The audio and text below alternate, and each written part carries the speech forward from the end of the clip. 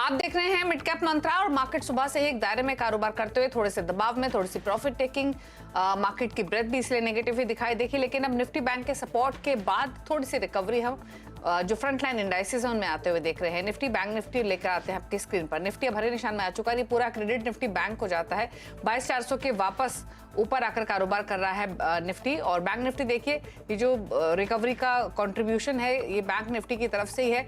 एक बार bank Nifty लेकर आते हैं और उसके बाद निफ्टी के कॉन्स्टिट्यूएंट्स आपको दिखाते हैं कि किन स्टॉक्स के सपोर्ट की वजह से निफ्टी में रिकवरी हमने आते हुए देखी है, जिसकी बदौलत 22,400 के ऊपर आकर निफ्टी कर रहा है कारोबार। निफ्टी बैंक अब 265 अंक ऊपर है। दिन के लोअर लेवल से तो 500 से भी ज्यादा अंकों की रिकवरी यहाँ देखने को मिली है। SBI, ICICI bank, HDFC bank, industrial bank contribute कर रहे हैं आपकी तेजी में। निफ्टी बैंक दिन के लोअर लेवल से 520 अंक रिकवर होकर अब 47,700 पर ट्रेड कर रहा है। अब देखते हैं निफ्टी के कॉन्स्टिट्यूएंट्स। निफ्टी के कॉन्स्टिट्यूएंट्स आपको सभी बैंक स्टॉक से दिखाई देंगे जो कि सपोर्ट करते हुए दिखे हैं आज के कारोबार में। और फाइनेंशियल सर्विसेज इंडेक्स भी ऊपर है। एसबीआई देखिए निफ्टी में कंट्रीब्यूट कर रहा है पॉजिटिव। आईसीआईसीआई बैंक की तरफ से 10 अंक का कंट्रीब्यूशन, बाकी टाटा मोटर्स और एमएनएम को क्रेडिट जाता है, जहां से 7-7 अंकों का पॉजिटिव कंट्रीब्यूशन आते हुए दिखाई दे रहा है। लेकिन एसबीआई और ICICI bank full support Nifty को लेंड कर रहे हैं। हालांकि मिड कैप्स में प्रॉफिट टेकिंग है। एक बार दिखाते हैं आपको मार्केट की ब्रेथ, क्योंकि मिड कैप्स भी 1/4% से आधा % नीचे है। स्मॉल कैप इंडेक्स में कंपैरेटिवली प्रेशर ज्यादा है, 1% नीचे कारोबार कर रहा है। इसलिए बढ़ने वाले स्टॉक्स की संख्या कम दिखाई देगी, लगभग 766। वहीं गिरने वाले स्टॉक्स की संख्या 1515 के आसपास फिलहाल दिखाई दे रही है। ये रहा निफ्टी का index, Nifty mid cap index, जो कि अभी भी 1/4% नीचे है। स्मॉल कैप इंडेक्स में हालांकि 1% के आसपास की कमजोरी अभी भी देखने को मिल रही है। चलिए फटाफट से इंटरनेशनल क्यूज को देखते हुए बाजार की बड़ी बातें आपके लिए लेकर आते हैं। शुरुआत कर लेते हैं एशियन मार्केट्स के साथ। एशियन मार्केट्स में ज्यादातर बाजार नीचे ही ट्रेड कर रहे हैं। सिर्फ एक शंघाई है जो हरे निशान में है, या फिर ताइवान, बाकी सब मार्केट्स लाल निशान में ही ट्रेड कर रहे हैं। अमेरिका के फ्यूचर्स दिखाएं तो डॉ फ्यूचर्स 80 अंक नीचे है। नेस्डेक का फ्यूचर तो ½ % नीचे कारोबार कर रहा है, तो यहां पर थोड़ा सा प्रेशर है। तो यूएस फ्यूचर से संकेत अच्छे नहीं है आज के कारोबार में, और लैक लस्टर ही इंडिकेशंस फिलहाल एशिया और यूएस से मिल रही हैं। तो ऐसे में अब तक हुआ क्या है मार्केट में, बाजार की बड़ी बातें आपके लिए लेकर आते हैं। तो बाजार में लोअर लेवल से एक शानदार रिकवरी देखने को मिली है। निफ्टी अब 22,400 के आसपास आकर कारोबार कर रहा है, 22,300 के आसपास था। अदरवाइज बैंक निफ्टी से पूरा सपोर्ट मिलते हुए बैंक निफ्टी जो एक रेंज में था, एक उस रेंज से बाहर निकलकर अब ½ % ऊपर निफ्टी बैंक कारोबार कर रहा है। निफ्टी पीएसयू बैंक इंडेक्स में भी आपको तेजी दिखाई देगी। मिड कैप्स में भी हालांकि अभी भी थोड़ा सा प्रेशर बना हुआ है। इंडेक्स 1/4% नीचे कर रहा है ट्रेड। अब लेकर आते हैं आपके सामने सरकारी बैंक। सरकारी बैंक सपोर्ट करते हुए अच्छी रौनक है। निफ्टी पीएसयू बैंक इंडेक्स अब 2% ऊपर आ चुका है। और पीएसयू बैंकों के अलावा कोई और इंडेक्स जो चल रहा है वो है ऑटो। निफ्टी ऑटो इंडेक्स में जोरदार तेजी है, 1.5% ऊपर ये इंडेक्स भी कारोबार कर रहा है। ऑटोज में Tata motors, MNM, Bajaj auto, ये सभी स्टॉक्स पार्टिसिपेट कर रहे हैं आज की तेजी में। तो टू व्हीलर्स हो या फिर पैसेंजर व्हीकल सेगमेंट, वहां पे एक अच्छी रौनक बनी हुई है। लेकिन चलिए बात करते हैं अब स्ट्रैटेजीज की, और आज के एक्सपर्ट्स आपको इंट्रोड्यूस कराते हैं। हमारे साथ बातचीत करने के लिए आज के मेहमान मौजूद है एलकेपी सिक्योरिटीज के रूपक डे हैं। रूपक नमस्कार। बताइए पहले तो बैंक निफ्टी एक स्ट्रॉन्ग रिकवरी लोअर लेवल से दिखाते हुए क्या रहा है अब बाजार बंद होने तक निफ्टी बैंक निफ्टी दोनों पर? जी निफ्टी बैंक निफ्टी दोनों में मेरा व्यू जो है पॉजिटिव रहेगा, क्योंकि हम देख रहे हैं कि 22,200 का स्ट्रॉन्ग सपोर्ट है निफ्टी का, जहाँ पे बैंक निफ्टी का सपोर्ट था, रेजिस्टेंस था actually 47,500, but bank Nifty confidently resistance के ऊपर ट्रेड कर रहे हैं अभी 47,700 के आसपास। तो जब तक बैंक निफ्टी का सपोर्ट मिलेगा निफ्टी को, मतलब 47,500 के ऊपर जब तक रहेगा, तब तक बाय ऑन डिप स्ट्रेटजी अपनाना चाहिए। ऑन द हायर एंड मुझे लगता है कि 48,500 वेरी इजीली बैंक निफ्टी उस टारगेट को अचीव करेगा, और निफ्टी अपसाइड में 22,400 और 22,600 एंड 700 तक जा सकता है। ओके, कुछ स्टॉक स्पेसिफिक ट्रेड्स भी निकाले हैं क्या? जी हाँ, पहला स्टॉक रहेगा भारतीय एयरटेल। स्टॉक ने आवरली चार्ट में एक सिमेट्रिकल ट्रायंगल ब्रेकआउट दिया, तो जो पॉजिटिव मोमेंटम क्रिएट हुआ, तो वो स्टॉक को लेके जाएगा 1250 तक। तो 1250 के टारगेट के लिए स्टॉक में बाइंग पोजीशन बनाया जा सकता है, और स्टॉप लॉस रखना होगा 1114 पे। और दूसरा स्टॉक रहेगा सरकारी बैंक, यूनियन बैंक में बाइंग कॉल रहेगा, तो बाई कॉल रहेगा यूनियन बैंक पे, और स्टॉप लॉस रहेगा 150 का, टारगेट रहेगा 165 का। ओके, तो ये दो ट्रेड्स आपको रेकमेंड किए गए हैं। यूनियन बैंक सरकारी बैंकों में खरीदारी है भी 155 के लक्ष्य के लिए खरीदारी की सलाह रूपक की तरफ से दी जा रही है। लेकिन चलिए मिड कैप्स का हाल लेकर आते हैं अब आपके सामने। इंडेक्स तो हालांकि 1.4% नीचे है, लेकिन पॉकेट्स हैं जहां पर अच्छा मोमेंटम देखने को मिल रहा है। शुरुआत सरकारी बैंकों के साथ ही कर लेते हैं। पहले लेकर आते हैं आपकी स्क्रीन पर पीएसयू बैंक। यूनियन बैंक अभी जिक्र कर रहे थे रूपक 4% ऊपर है। यूको बैंक में 4.5% की तेजी। Indian overseas bank, central bank of India में भी 5% तक का उछाल आज के कारोबार में देखने को मिल रहा है। साथ ही नजर डालते हैं एनर्जी स्टॉक्स पर। एमआरपीएल 5.5% ऊपर, चेन्नई पेट्रो 2.5% ऊपर, कैस्ट्रॉल में 1.5% का अप मूव, आईजीएल भी 2% की तेजी के साथ कर रहा है ट्रेड आज के सेशन में। केमिकल स्टॉक्स में खरीदारी, बालाजी अमाइंस 8% ऊपर, 5% ऊपर है टाटा केमिकल्स, एल्काइल अमाइंस 5% ऊपर, साथ ही गुजरात फ्लोरो में भी 1.5 से 2% की तेजी देखने को मिल रही है। ऑटो और ऑटो एंसिलरीज दोनों पॉकेट्स में स्ट्रेंथ दिख रही है। टीवीएस मोटर्स 1.5% ऊपर, बालकृष्ण इंडस्ट्रीज 2% ऊपर, 2% ऊपर अपोलो टायर्स, मदरसन वायरिंग भी 1% ऊपर कर रहा है ट्रेड। आईटी में जहां पर प्रेशर है उसमें केपीआईटी टेक 3% नीचे है, बिरला सॉफ्ट में 3% की गिरावट, रामको सिस्टम 3.5% नीचे और पर्सिस्टेंट में भी 2.5% के आसपास की गिरावट देखने को मिल रही है। कुछ और स्टॉक्स मिड कैप्स में जो गिरावट के साथ कर रहे हैं ट्रेड, उसमें पॉलिसी बाजार एनएफपीबी फिनटेक 3.25% नीचे है, वोल्टास में 3.25% की कमजोरी, रामको सीमेंट्स 3% नीचे और भील में भी 2.5% की गिरावट आज के कारोबार में देखने को मिल रही है। तो ये तो रहा मिड कैप्स का हाल, लेकिन अब बात करेंगे एक स्टॉक की जो है आईआईएफएल फाइनेंस का, और शेयर आज 20% के लोअर सर्किट पर है। शेयर में इतनी बड़ी गिरावट आरबीआई की कार्रवाई के बाद आई है। रिजर्व बैंक ने नियमों की अनदेखी के चलते गोल्ड लोन देने पर रोक लगा दी है।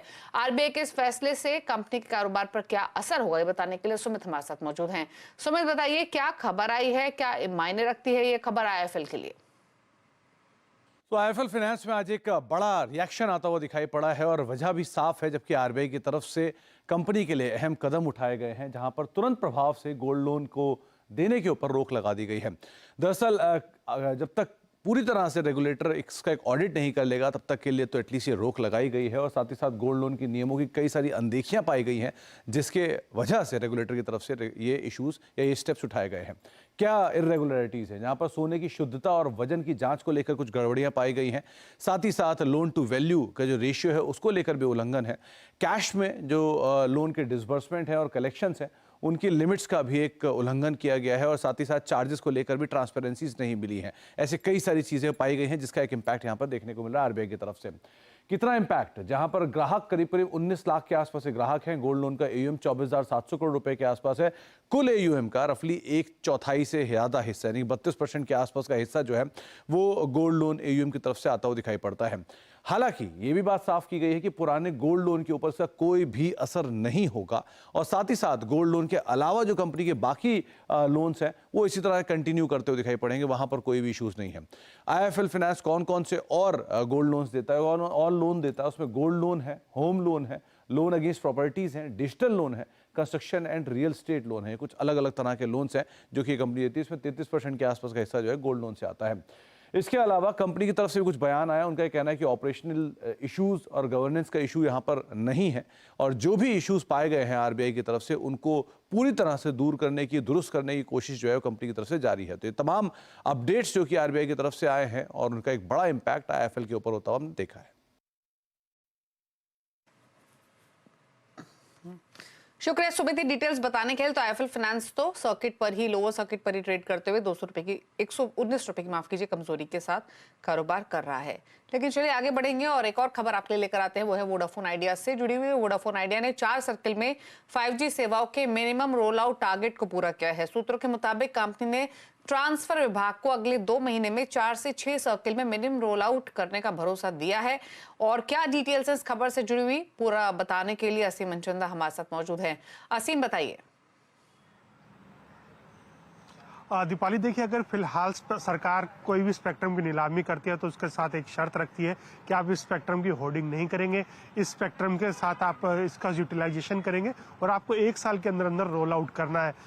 तो ये मिनिमम है रोल आउट, एक जिले के अंदर अंदर आपको सर्विसेज 1 साल के अंदर देनी है। वोडाफोन आइडिया को स्पेक्ट्रम मिले हुए करीबन 1.5 साल का वक्त हो चुका है, लेकिन कंपनी अभी तक अपनी सेवाओं की शुरुआत नहीं कर सकी है। लेकिन दूसरी कंपनियां एयरटेल और रिलायंस जियो ऑलरेडी अपनी 5G सर्विसेज ग्राहकों को ऑफर कर रही है। तो दूरसंचार विभाग ने पिछले हफ्ते एक कंपनियों के साथ एक बैठक बुलाई थी, उनको रोल आउट ऑब्लिगेशन की जांच के लिए उनसे उनका डिटेल्स मांगी थी। तो जो वोडाफोन आइडिया है उसने करीबन 4 साल के अंदर अपना minimum roll out obligation already पूरा कर लिया है। दिल्ली, चेन्नई, पुणे और पंजाब के अंदर कंपनी ने रोल आउट ऑब्लिगेशन पूरा कर लिया और कंपनी ने दूरसंचार विभाग के अधिकारियों को यह भी भरोसा दिलाया कि अगले 2 से 3 महीने के अंदर कंपनी करीबन 4 से 6 सर्किल के अंदर अपने मिनिमम रोल आउट ऑब्लिगेशन पूरा कर लेगी। ये भी बता दूं कि सिर्फ मिनिमम रोल आउट ऑब्लिगेशन होगा, जिससे कि कंपनी का लाइसेंस रद्द नहीं होगा और कंपनी को इसके लिए भी अभी पेनल्टी देनी पड़ेगी। कंपनी की अभी 5G सर्विस की अगर मैं बात करूं तो अभी काफ़ी दूर है। कंपनी अगर आज भी अपने रोल आउट करने की शुरुआत करती है तो कंपनी को इसलिए के लिए कम से कम 2 साल का वक्त लगेगा, लेकिन कंपनी फिलहाल अपना मिनिमम पेनल्टी देकर के रोल आउट पूरा कर सकती है और उसका लाइसेंस जो है वो रद्द होने से बच सकता है। ओके, शुक्रिया आपका आसिम में डिटेल्स बताने के लिए। वोडाफोन आइडिया पर एक राय ले भी लेते हैं। पिछले हफ्ते भी ये स्टॉक खबरों में था। एक बार देखिए रूपा का क्या राय है आपकी वोडाफोन आइडिया पर? जी, आइडिया ने रिसेंटली एक ब्रेकडाउन दिया, इंपॉर्टेंट मूविंग एवरेज के नीचे ट्रेड कर रहे हैं। मेरे ख्याल से 15 के ऊपर जाना होगा आइडिया को रैली देखने के लिए। तो अबव 15 अगर रहता है तो स्टॉक में वापस एक बार रैली आएगा 18 तक, बट फिलहाल मेरे ख्याल से सेल ऑन राइस रहेगा जब तक 15 के नीचे रहेगा। ओके, चलिए, तो ये राय रही है आपके लिए वोडाफोन आइडिया पर। कुछ और स्टॉक्स लेकर आते हैं आपके सामने। एक राय ले लेते हैं एमआरपीएल पर। आज एनर्जी में इनफैक्ट सिलेक्ट स्टॉक्स में बाइंग देखने को मिल रही है। एमआरपीएल अगर आप पूरे एक साल भर का व्यू देखेंगे तो एक स्ट्रॉन्ग परफॉर्मर रहा है। एक रीसेंट प्रॉफिट टेकिंग के बाद वापस से थोड़ी स्ट्रेंथ आते हुए दिखाई दी है। 240 के आसपास ट्रेड कर रहा है। क्या सजेशन रहेगा बाय साइड में रहने का? मेरे ख्याल से शॉर्ट टर्म में 260 265 तक जा सकता है, क्योंकि रिसेंट जो कंसोलिडेशन था उसके ऊपर ब्रेकआउट दिया आज का दिन विथ वॉल्यूम। तो स्टॉप लॉस रखना होगा 230 का और टारगेट रहना होगा 260 265। ओके, तो 265 तक जाने की पॉसिबिलिटी स्टॉप लॉस के साथ कर सकते हैं होल्ड। ये राय है आपके लिए। एक और स्टॉक लेकर आते हैं और वो है एमएनएम फाइनेंशियल का। हालांकि एनबीएफसीज में बहुत सेलेक्ट बाइंग आपको देखने को मिलेगी, लेकिन एमएनएम फाइनेंशियल 2.5% ऊपर ट्रेड करते हुए दिखाई दे रहा है आज के कारोबार में। पिछले 5 दिनों से स्लो एंड स्टेडी मूवर रहा है, लेकिन ऊपर की तरफ ही इसकी चाल रही है। एक बार देखिए स्टॉक को और बताइए। पिछले 2 दिनों का कंसोलिडेशन का ब्रेकआउट दिया। फिलहाल एक बड़ी रेंज में 280 और 300 के बीच में घूम रहा है, बट मेरे ख्याल से इस बार इसमें स्ट्रॉन्ग ब्रेकआउट आया और ये स्टॉक 310 तक जा सकता है। वेरी शॉर्ट टर्म में स्टॉप लॉस रखना होगा 280 का और टारगेट 310 का। ओके, चलिए, तो 293 294 के आसपास ट्रेड करते हुए रुक रहे हैं। इसके साथ एक ब्रेक के लिए ब्रेकफास्ट पैक खिलाड़ी नंबर 1 का अपडेट लेकर आएंगे, साथ ही कुछ और स्टॉक्स पर लेंगे ट्रेड्स। जल्द वापस आते हैं। आप देख रहे हैं मिड कैप मंत्रा और अब बात करें खिलाड़ी नंबर 1 के अपडेट के। इस हफ्ते मुकाबला चल रहा है ये सिक्योरिटीज के अमित त्रिवेदी, वेवस्ट्रैटेजी.com के आशीष क्याल, जेएम फाइनेंशियल की सोनी पटनायक के बीच में लेकर आते हैं फिलहाल अब तक की क्या अपडेट है खिलाड़ी नंबर 1 के पोर्टफोलियोज में, प्लस रिटर्न की स्थिति क्या बनी हुई है। कोई अपडेट नहीं है, स्टॉक स्पेसिफिक चेंजेस नहीं है हमारे खिलाड़ियों के पोर्टफोलियोज में, लेकिन रिटर्न की स्थिति दिखाते हैं। सोनी पटनायक लीड कर रही है 3.3% के रिटर्न्स के साथ। अमित त्रिवेदी का पोर्टफोलियो 2.05% के रिटर्न्स लेंड कर रहा है। तीसरे पायदान पे है आशीष क्याल, जिनका पोर्टफोलियो 0.20% के रिटर्न्स लेंड कर रहा है। तो आज मुकाबले का दूसरा दिन और इस दिन लीड कर रही हैं फिलहाल सोनी पटनायक सबसे ज्यादा रिटर्न्स के साथ, जो कि 3.3% के आसपास बने हुए हैं। स्टॉक स्पेसिफिक कोई बदलाव तीनों खिलाड़ियों के पोर्टफोलियोज में नहीं है। तो चलिए, ये तो रहा अपडेट और इसी के साथ मिड कैप मंत्रा में तो इतना ही। ब्रेकफास्ट पर आप देखिए नया कंपनी बातचीत करेंगे एपीजे सुरेंद्र पार्क होटल्स के एमडी विजय दीवान से एक ब्रेक के बाद। नमस्कार।